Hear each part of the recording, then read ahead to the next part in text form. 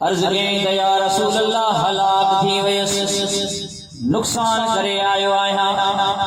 महबूब करीम फरमायो त छा कयो थई? अर्ज कयाई त रोज़ो टोड़े आयो आया।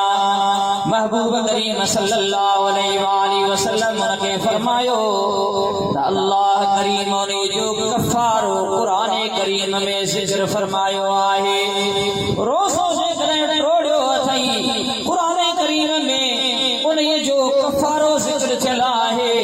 महबूब करीम सल्लल्लाहु अलैहि वसल्लम उनके फरमायो त उहो कफारो ही आहे त गुलाम बनी करे आजाद कर। अर्ज कई त या रसूल अल्लाह सल्लल्लाहु अलैहि वसल्लम गुलाम आजाद करण जी मुंह में ताकत कान्हे का। समझो था उन टाइम ते इंसानियत उहा विक्रो थींदी हुई, फैशन में बाजार में विक्रो थींदी हुई। ही त मुस्तफा करीम जेको दीन जेको पैगाम खणी आया उनमें भलाई थी इंसानियत जी, जो हबीब करीम सल्लल्लाहु अलैहि वसल्लम जे वद में वद फजीलत बयान फरमाया। पाण फरमाईंदा हुआ जेकॾहिं केर हिकिड़े गुलाम खे आज़ाद कंदो त रब करीम उन जे बदले में जहन्नम जे अज़ाब खां उन जे कंध खे आज़ाद करे छॾींदो।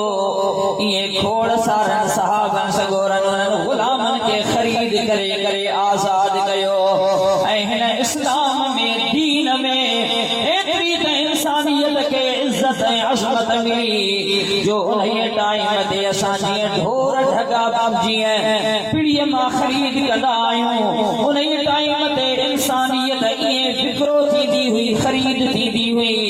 पर मोहम्मद करीम अची करे खोड़ सारनि कफ़ारनि में ये गुलाम आज़ाद करण जो फज़ीलतूं बयान फरमायो त वध में वध मुस्लमान उन्हनि गुलामनि खे ख़रीद करे आज़ाद कयो आहे।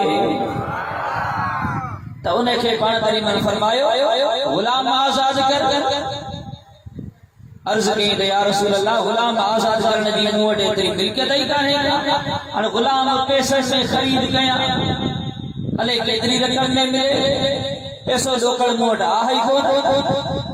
हबीब करीम फरमायो त पोइ हीअं कर, 2 महीना लाॻीता वञी रोज़ा रख।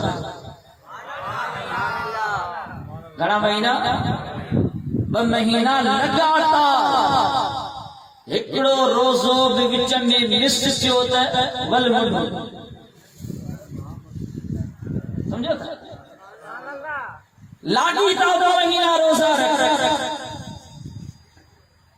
चई त या रसूल अल्लाह सल्लल्लाहु अलैहि वसल्लम 2 महीना लाॻीता रोज़ा रखण जी बि मूं में हिम्मत कान्हे। सोचो हुजे त हिन हिकिड़े रोज़े खे टोड़े आयो आहे ऐं जेकॾहिं 2 महीना रोज़ा शुरू कयां वरी किथे मसइलो थी वञे त पोइ हबीब करीम सल्लल्लाहु अलैहि वसल्लम ने फरमायो त पोइ 60 मिस्कीननि खे 2 वेला मानी खारा। सुभान अल्लाह। 60 मिस्कीननि खे तआम खारा।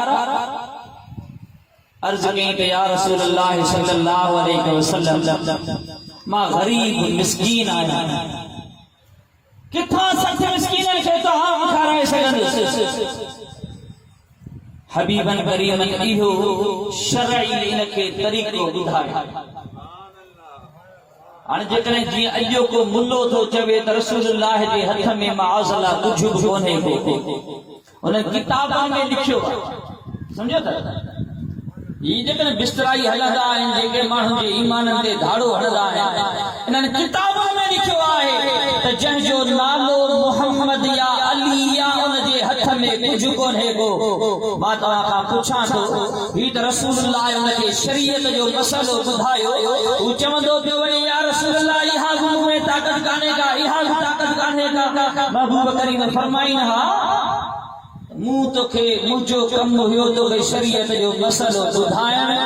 हाणे करी नथो करी तूं ॼाणे, तुंहिंजो रब ॼाणे। आया न पर न हबीबन करीमन फरमायो त ठीक आ वे वो वेठो हुयो हबीब करीम सल्लल्लाहु अलैहि वसल्लम की बारगाह में खजन जो टोकरो थोड़ी देर का बाद में आयो पाण करीम सल्लल्लाहु अलैहि वसल्लम ने फरमायो त वञ इहो टोकरो खजन जो खणी वञी करे गरीबन मिस्कीनन में विरहाए पंहिंजो कफ़ारो वञी करे अदा कर उन अर्ज़ कयो त या रसूल अल्लाह मूंखां वधीक मिस्कीन केर आहे माई मदीने में सजनी का मिस्कीन आया हबीब करीम सल्लल्लाहु अलैहि वसल्लम जिने इहा ॻाल्हि उन जी ॿुधी करे हदीस मुबारक में लफ़्ज़ आहिनि फضحك حتى بدت نواجذه महबूब करीम एतिरो त तबस्सुम फरमायो महबूब करीम एतिरा त मुश्किया आहिनि मुर्गी ॾिनाऊं जो पटरी ही ज़ाहिर थी वई आहे अजीब शख्स हबीबन करीमन फरमायो ठीक आहे तोखे ताक़त नाहे ऐं तूं जेकॾहिं सभिनी खां वधीक मिस्कीन आहीं पाण करीमन फरमायो त वञी करे पंहिंजे घर वारनि खे खाराए तुंहिंजो कफ़ारो थी